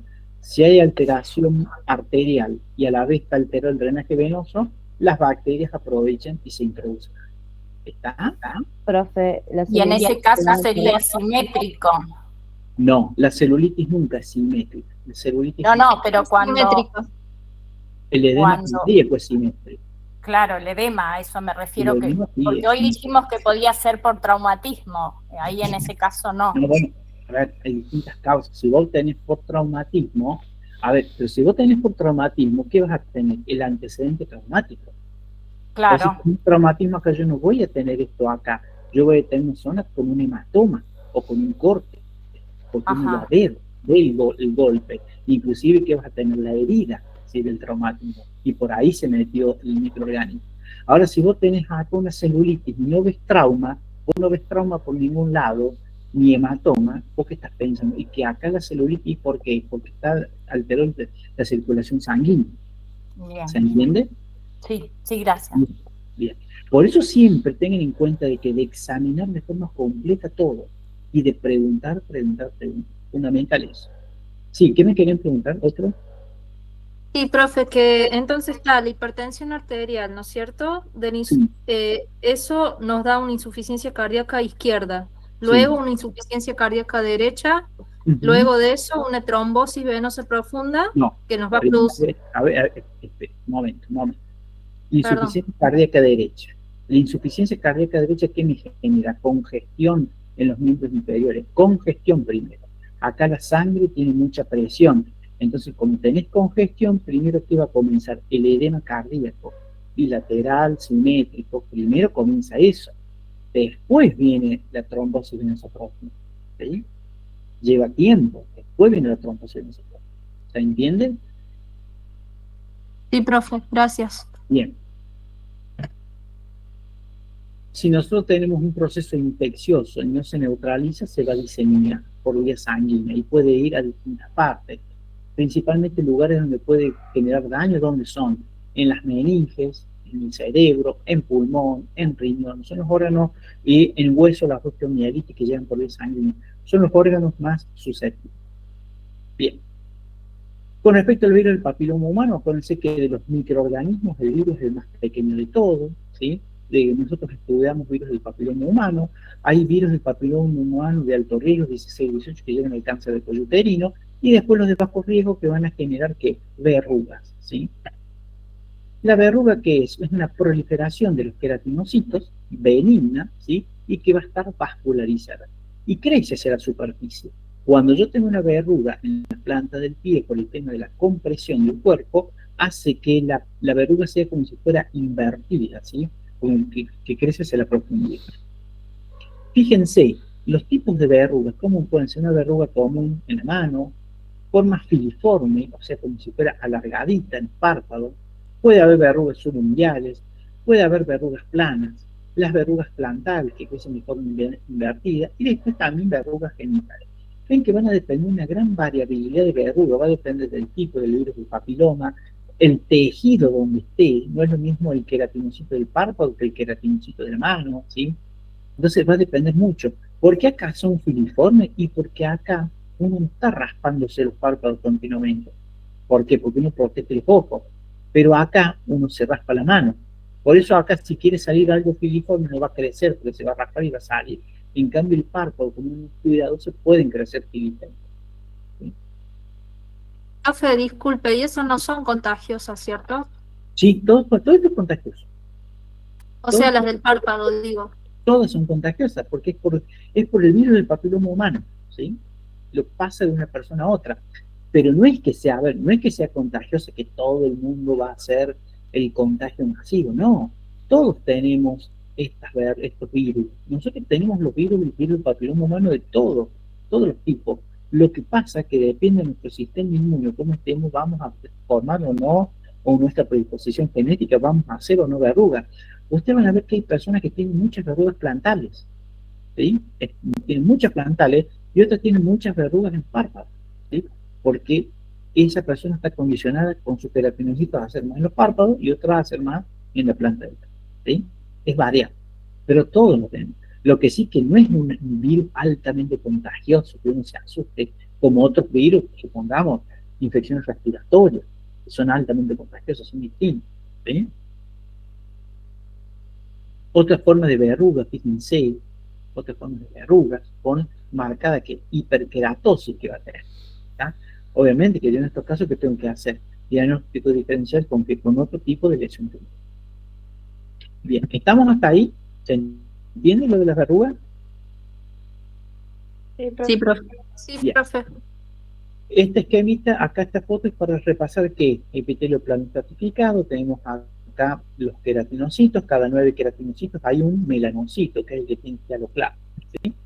Entonces, ¿qué tenemos? Lesiones benignas de los melanocitos. ¿Cómo se llama? El nevus melanocítico. Es una proliferación benigna de células melanocíticas, ¿sí? Bien diferenciadas. ¿Qué significa bien diferenciadas? Que son maduras, ¿sí? O también se le llama células nédicas. ¿Cómo se clasifican los nevus melanocíticos? Tenemos el nevus de la unión, ¿sí? Cuando yo digo de la unión, ¿qué estoy diciendo? De la unión dermoepidérmica, de esta dermis con la epidermis, ¿ven? Acá en la unión dermoepidérmica se forma este nidito o esta teca de melanocitos. Por eso se llama nevus de la unión dermoepidérmica, ¿sí? Después yo puedo tener el otro nevus que es más simple, más común, perdón, que es el nevus dérmico o intradérmico. Esta es la dermis y dentro de la dermis tengo esta proliferación de melanocitos que son benignos. Este es el nevus intradérmico, ¿sí? Ahora, si yo tengo un nevus melanocítico que tiene parte de la unión y parte del intradérmico, como ven acá, de la unión dermoepidérmica y el intradérmico, se llama nevus compuesto, porque corresponde a la unión de este nevus de la unión más el nevus dérmico, surge el nevus compuesto. ¿Sí? ¿Se entiende esta clasificación? Sí. ¿Sí? No tienen duda, están seguros que no tienen duda, ¿no? ¿Y hay alguna consulta? ¿Clínicamente tienen alguna diferencia o solo histológicamente se puede determinar qué tipo es? No, clínicamente se ven. ¿Por qué? ¿Por qué clínicamente vas a ver la diferencia? Porque el nevus intradérmico, ¿sí? El intradérmico, prolifera, hace como un abultamiento muchas veces y el paciente suele tener pelos, muchos pelos. ¿Sí? Y el nevus, cuando tiene el componente de la unión, ¿sí? Este componente de la unión puede llegar a tener atípico. Por eso es que yo siempre tengo que estudiar en la biopsia el componente de la unión, porque acá es donde puede originarse el nevus atípico, ¿sí? Que ya sería como un estadio previo a un melanoma in situ. Entonces si yo tengo, supongamos comparamos un nevus de la unión contra un nevus intradérmico, este nevus intradérmico es bien definido, bien redondeado, bien homogéneo, completo. En cambio, el componente de la unión puede ser irregular, ¿sí? Va a ser irregular y otra cosa, que puede tener un crecimiento un poco más rápido. Por eso cuando yo hago vigilancia de nevus melanocítico, más me estoy centrando en esto. El componente de la unión es lo que me interesa, ¿sí? Este es más irregular, ¿sí? ¿Se entendió? Sí, gracias. Bien. Fíjense, nevus intradérmicos, miren cómo son, bien redondeados, ¿sí? Y miren la forma rara que tiene, ¿sí? Pero son bien redondeados. Entonces yo clínicamente veo esto y yo me quedo tranquilo, porque no, este tiene la pinta de un nevus intradérmico. Obviamente que yo lo tengo que estudiar porque yo tengo duda que intradérmico, cuando yo veo la microscopía, tengo un componente de la unión, que al ver la microscopía tengo un poquito de esto, ¿sí? Por eso tengo que estudiarlo. Pero cuando tiene pelo, más tranquilo me quedo. Porque si este fuera un melanoma, destruiría el folículo piloso y no habría pelo. Entonces, como tiene pelo, más tranquilo me quedo. Y fíjense, esto, cuando yo analizo la velocidad de crecimiento, va a tener un crecimiento lento. No va a tener un crecimiento exagerado, ¿sí? O rápido. ¿Ah? Bien, entonces es el nevus intradérmico, ¿ven? Supongamos que yo tomo la muestra de acá y lo proceso para ver en la microscopía, fíjense, esto es la microscopía de un nevus intradérmico. Miren la epidermis, está intacta la epidermis, ¿sí? Está intacta. ¿Dónde están las células névicas? Acá, en la dermis. Todo eso es el nevus intradérmico, que prolifera, forma acá niditos y cordones hacia la profundidad. Miren acá los folículos pilosebáceos, no los destruyen. Esto es un nevus intradérmico, ¿sí? Bien, supongamos que yo le tomo esta muestra acá al paciente, ¿sí? ¿Con qué fijo la muestra? ¿Con qué se fija? Hematoxilina y ocio. No, conforme. ¿Con qué se fija? ¿Cómo dijo la pregunta, profe? ¿Cuál es el método de fijación de una biopsia? ¿Con qué se fija una biopsia? Con fórmula al Fórmula al 10%. 10%. Con fórmula al 10%. Muy bien. Con fórmula al 10% se fija esta biopsia. ¿Sí? Bien. Si yo hubiera tomado una citología exfoliativa y lo extiendo en un vidrio, ¿con qué lo fijo eso? Con alcohol del 96%. Ahora, una vez que se procesó esto, ¿con qué se colorea esto? Con hematoxilina el núcleo y con eosina el citoplasma. Muy bien, perfecto. Bueno, esas son preguntas de examen. ¿Sí? La persona que no sepa con qué se fija una biopsia no puede aprobar anatomía patológica, porque es crucial en la fijación y es crucial la coloración. Yo lo di en la primera clase, ¿sí? Entonces eso recuérdenlo, ¿tá? Que son preguntas cruciales. Bien. Fíjense acá tenemos otra microscopía, acá tenemos la epidermis, fíjense acá la epidermis, ¿sí? ¿Y qué tenemos acá? Un nebus intradérmico. Miren los nidos, miren los nidos. Esto es un nebus intradérmico, es benigno, solo que tiene que mucho pigmento melánico, ¿eh? Entonces, cuando el médico ve clínicamente a este paciente, ve una lesión como pigmentada y lo asusta, dice, no, será un melanoma, pero no, es un nebus intradérmico que tiene pigmentación. Vamos con los nebus atípicos. Miren cómo son. Son nebus melanocíticos, pero ya lo está diciendo, es atípico. ¿Qué significa? Que esto, miren lo irregulares que son como máculas irregulares, heterogéneas. Esto que puede tener componente de la unión, ¿sí? Y es lo que a mí, yo tengo que estudiar en la microscopía con mucho cuidado, porque yo voy a tener miedo de qué, de que puede evolucionar a un melanoma, ¿sí? Miren acá, miren lo heterogéneo que es, ¿ven? Y miren la microscopía, forman esta teca, ¿ven? Esta es la epidermis, esta es la dermis y esta es la teca, ¿ven? Eso es la teca. Y acá tienen, fíjense, melanocitos en la base, con pigmento, pero ya tienen como un poquito de atipia, no mucha, leve, ¿sí? Pero yo tengo que tener cuidado, ¿por qué? Porque tengo que analizar esto, el componente de lo único, ¿sí? Bueno, ¿ustedes qué me podrán Profe, decir? consulta. El Sí. nebus atípico es el que siempre va a ser el melanoma. No siempre va a ir a melanoma. Puede o no puede ir. No significa que siempre va a ir, ¿sí? Pero tenés a lo mejor un 50% de chances que evolucione en melanoma, ¿sí? ¿Ves? Esto de acá, supongamos, si vos lo dejabas en el paciente esto, ¿sí? No significa que siempre va a ir a melanoma, solo un 50%, por decirte. También depende que uno cuando hace un informe, ¿qué tiene que poner? La cantidad de tecas, el grado de atipia, porque si es leve, si es moderada, si es intensa. El tema que estás hablando del melanoma, uno de los cánceres más agresivos del cuerpo, entonces no te podés jugar y confiar, ¿tá? Por eso que esto de una se estirpa, ¿sí? Ahora ustedes me podrán decir, supongamos, se estirpó esto, ¿ven? Se estirpó esto, se estirpó esto. Y yo acá informo que hay un nebus atípico con componente de la unión, ¿sí?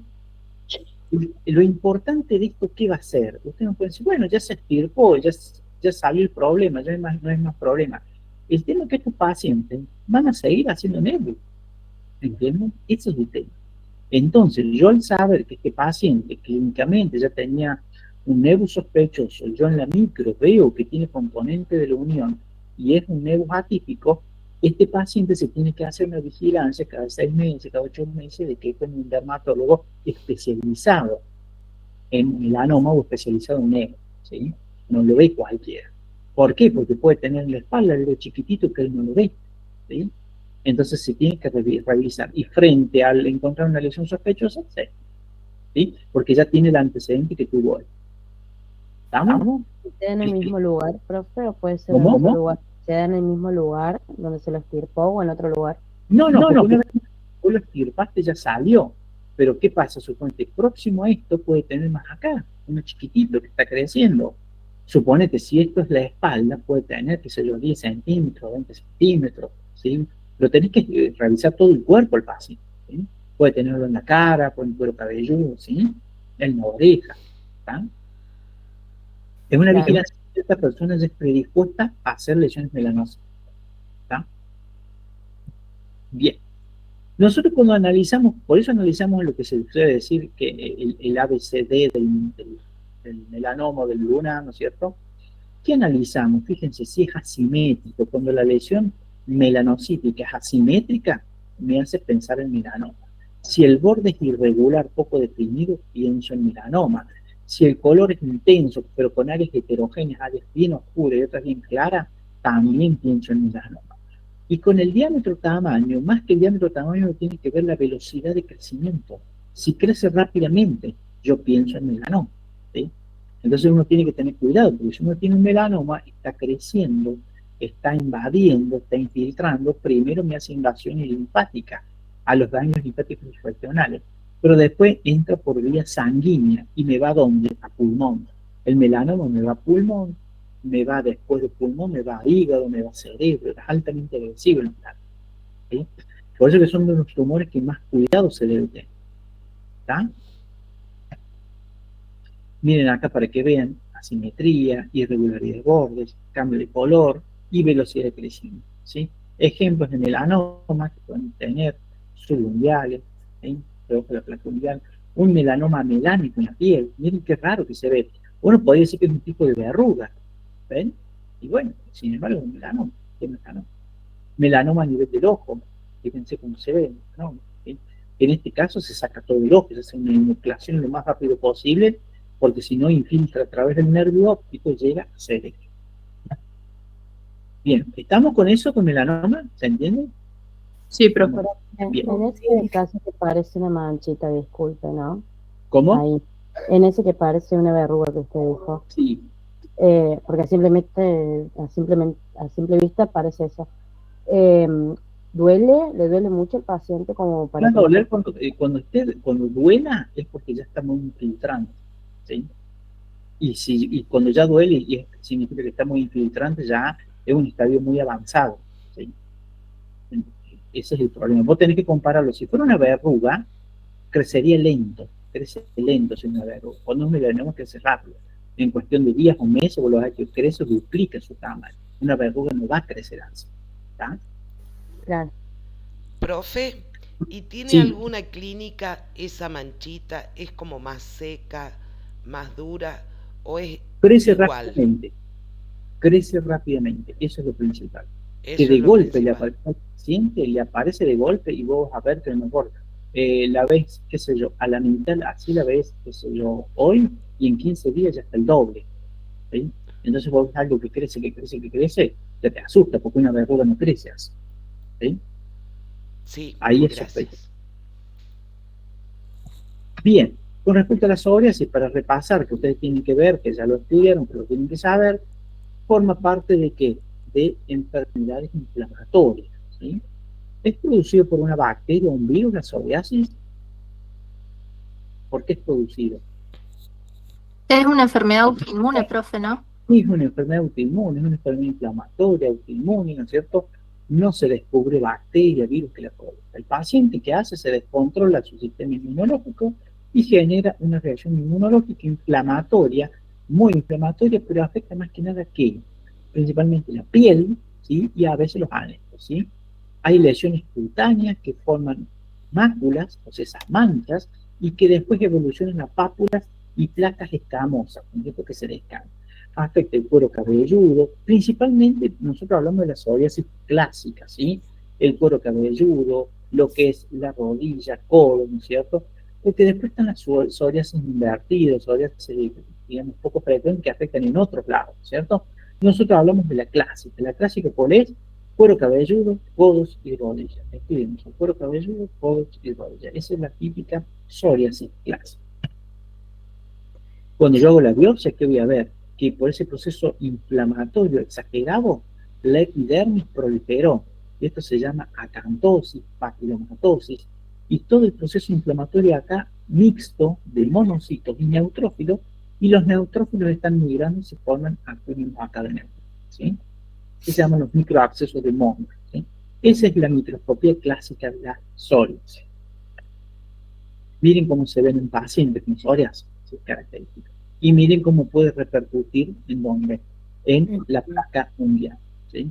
No todos los pacientes con psoriasis van a tener alteración de la placa unguial. Algunos no, ¿eh? No todos, se confunden. Y muchas veces esto lo puede tener el paciente, pero puede tener múltiples patologías que simulen un psoriasis, ¿sí? Hay que tener cuidado. Con respecto a otra enfermedad inflamatoria que tienen que saber es el líquen simple crónico, ¿sí? Acá también hay un proceso inflamatorio que compromete la piel principalmente de las superficies flexoras y extensoras. Afecta piel y mucosa de cabello oral, ¿sí? Raramente afecta a las uñas. Fíjense, proceso inflamatorio crónico, a veces simétrico, ¿sí? Que produce como endurecimiento de la piel, ¿sí? Como placas prominentes, grandes. Miren acá, ¿sí? Uno por ahí tiene que, en el caso del líquen, ¿qué tiene que hacer siempre un diagnóstico diferencial con qué? Que no sea una causa traumática o que no sea una causa alérgica. Porque si el paciente se está usando elementos, una sustancia que genera alergia o traumatismo crónico, puede hacer un líquen, pero secundario es otro, lo alérgico o traumático, ¿tá? Nosotros hablamos del líquen simple crónico cuando no hay un agente que produzca esto, sino que más que nada el proceso inflamatorio que se descontroló del sistema inmune, ¿tá? Miren acá, si vemos la microscopía que tiene, fíjense, tiene un aumento de la epidermis, pero ya no como la psoriasis, no es tan regular, la hiperkeratosis, pero miren acá el inflamatorio se llama en banda. Ven que es bien extendido y más intenso, ¿ven? Eso es el líquen, ¿sí? Entonces, por eso hay un endurecimiento de la piel y es lo que se ve. Profesor, disculpe, ¿en las manos puede agarrar líquen? Es más raro, pero puede haber en la parte flexor, puede haber en las muñecas sobre todo. En las muñecas se suele dar frecuentemente. Bien. ¿Se puede confundir con psoriasis? Sí, es más raro, ¿por qué? Porque mira cómo se ve acá la lesión, ¿ves? Claro, Ya, yo por la lesión anterior que había mostrado. Claro, pero la psoriasis lo que tiene que, si bien esto es como un proceso inflamatorio crónico, no tan exacerbado, porque acá la psoriasis te hace esta placa y se va a descamar, se descama mucho la psoriasis. Sí. Es muy característica la psoriasis. Es como que el paciente tiene una seborrea, pero exagerada. Sale mucha queratina, ¿sí? Sí. Esa es la diferencia de la psoriasis. ¿Entendés? Lo que sí te podés confundir el líquen con ¿qué? Con dermatitis crónica, con procesos alérgicos, ¿no? Con eso sí puede confundir. ¿no? Bien.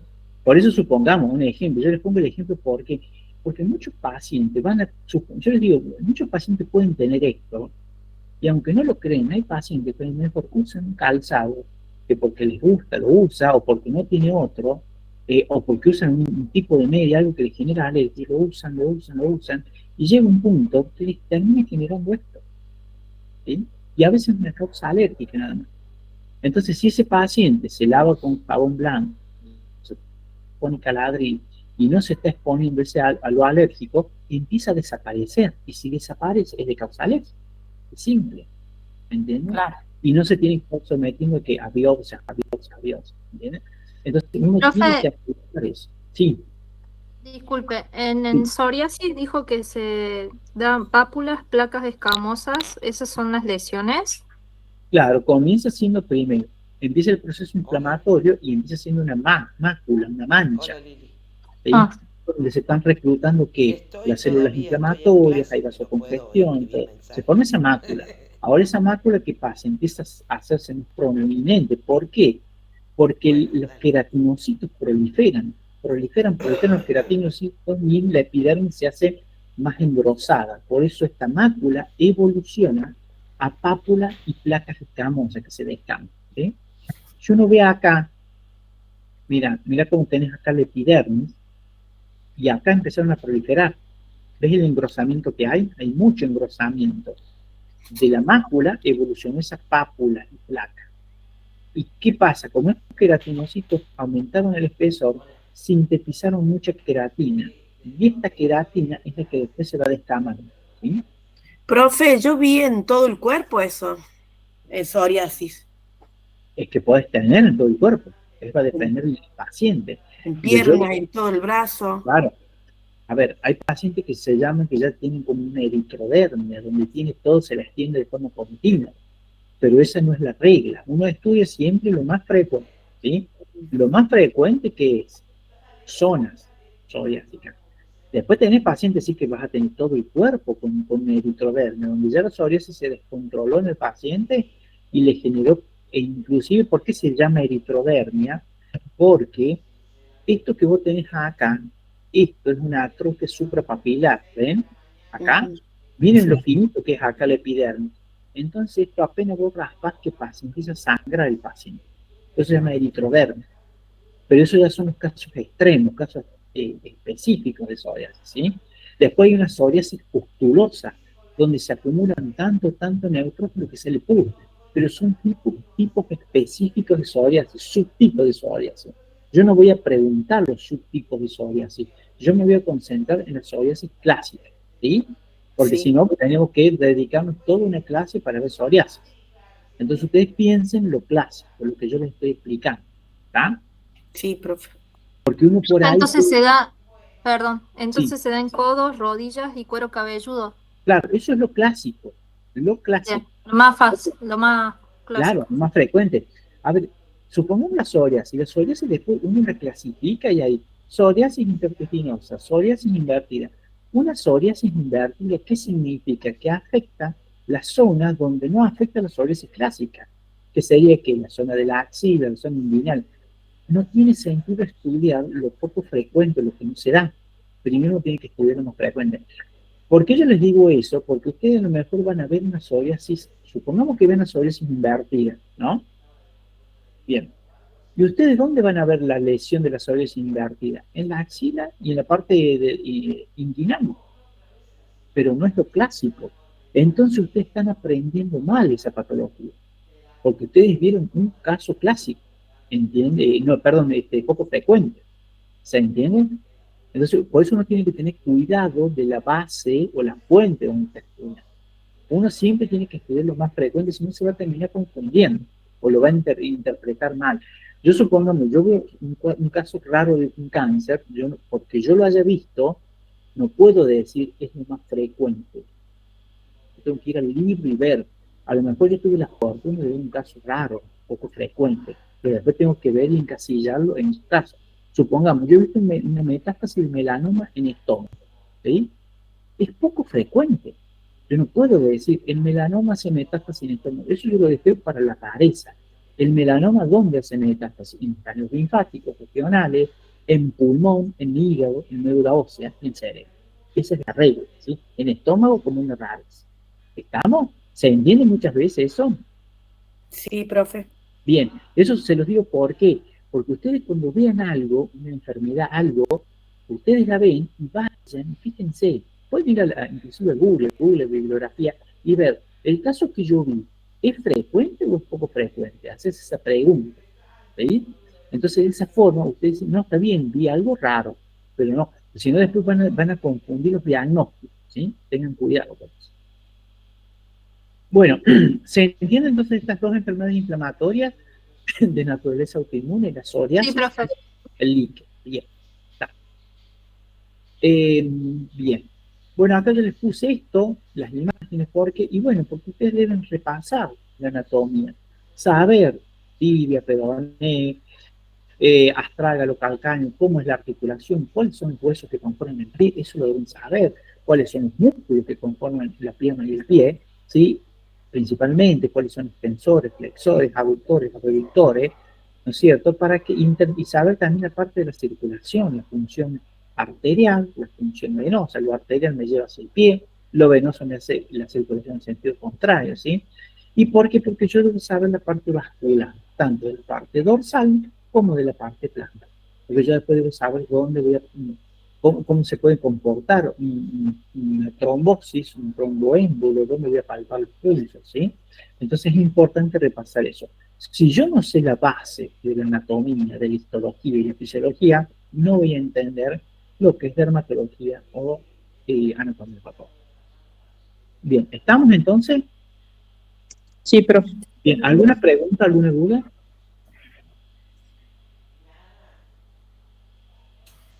Una No, pregunta, profe. Sí. Estábamos viendo con unas chicas el tema del hongo cándida. A mí me quedó la duda si era frecuente o se pueda producir infección en piel por los hongos cándida. ¿Por qué hongo? Cándida. Cándida.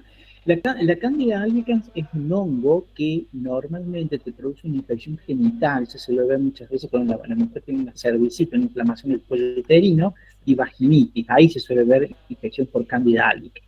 Ahora, en un paciente inmunocomprometido, ¿sí?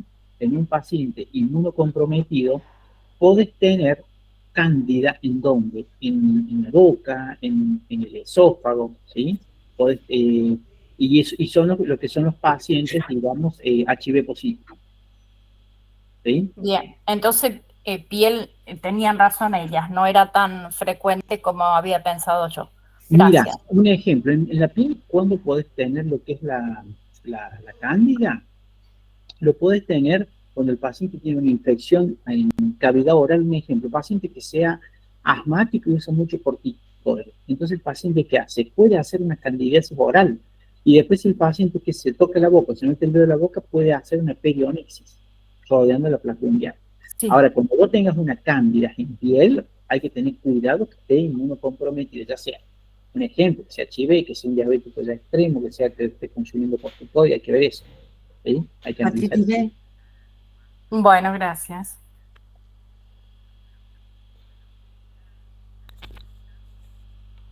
Bien. ¿Estamos? ¿Se entiende? Sí, profe. Sí, profe. Bueno, ¿qué les iba a decir? Bueno, el examen va a ser, como ya les dije, la fecha, ¿sí? Yo después les voy a pasar los horarios, ¿sí? Para que podamos coordinar.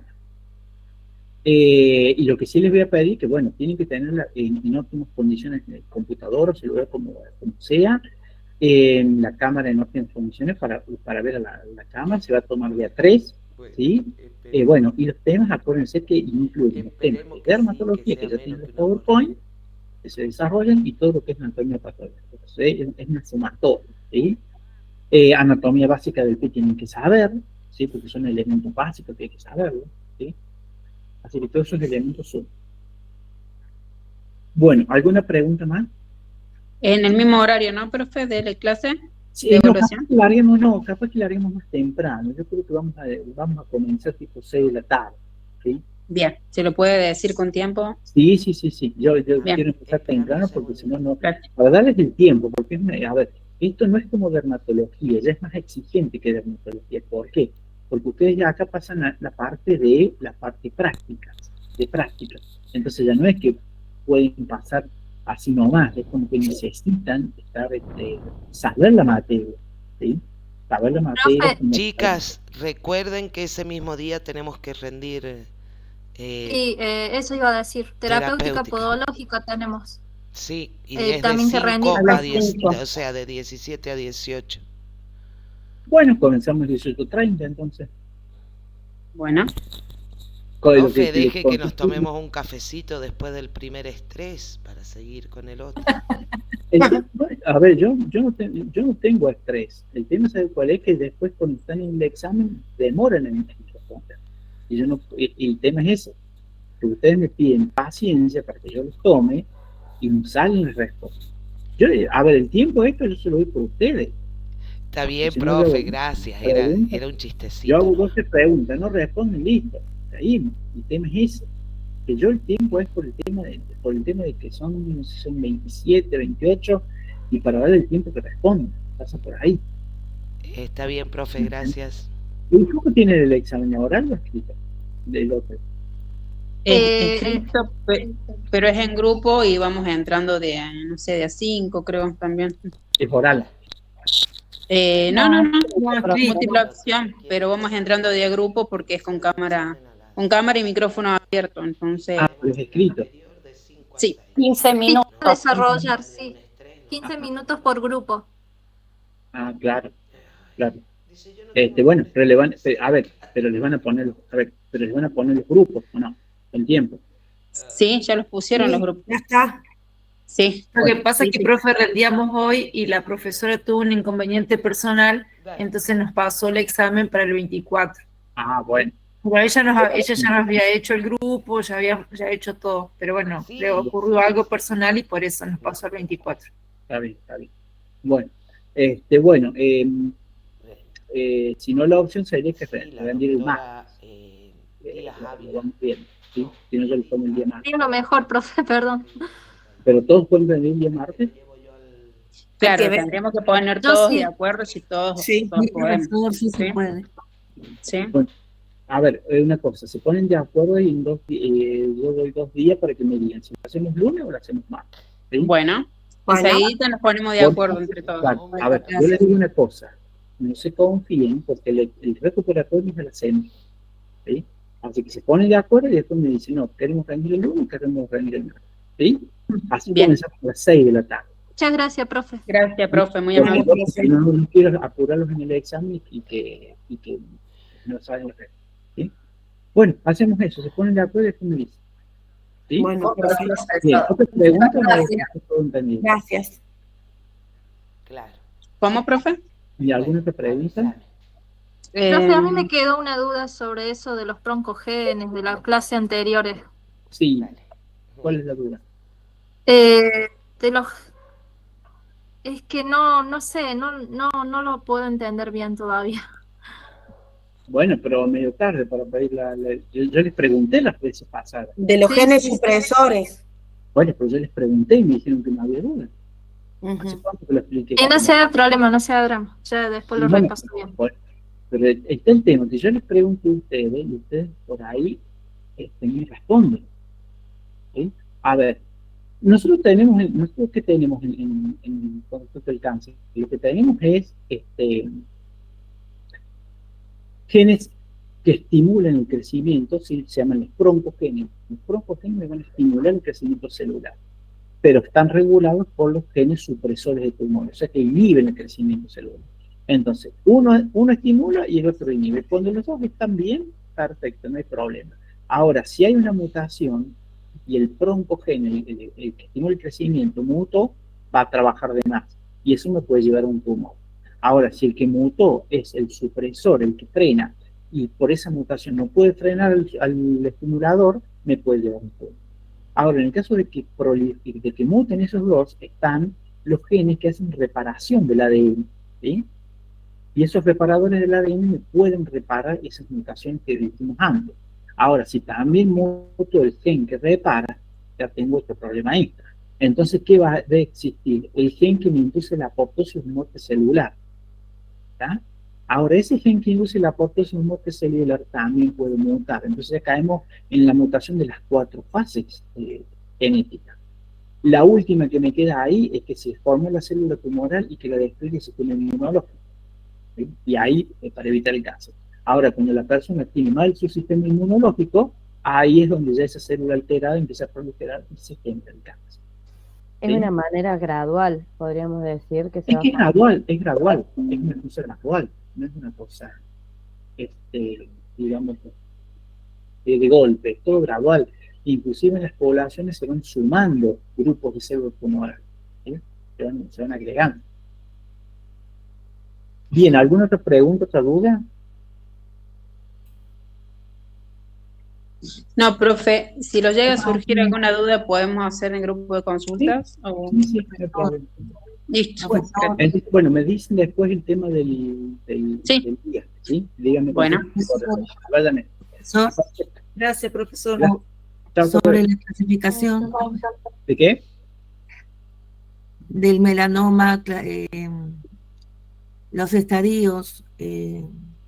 No, los estadios no. Con respecto a los estadios del melanoma, ¿qué es lo que uno tiene que saber con respecto a eso? Supongamos, un estadio 1, un nivel de Clark o el Breslow más bajo, saber que está arriba, que es in situ, que todavía no es invasor. Y después los otros que van invadiendo, o sea, ¿qué te hace? Te pasa la membrana basal, te llega la dermis papilar, después la dermis reticular, después la hipodermis. Es ahí Ustedes ven la histología de la piel y viendo la histología de la piel van a saber lo que es más superficial, menos invasor y lo que es más profundo, más invasor. Saber eso. Gracias. Perfecto. Bueno, me avisen después por el tema y coordinamos el día del examen. Gracias, hasta luego.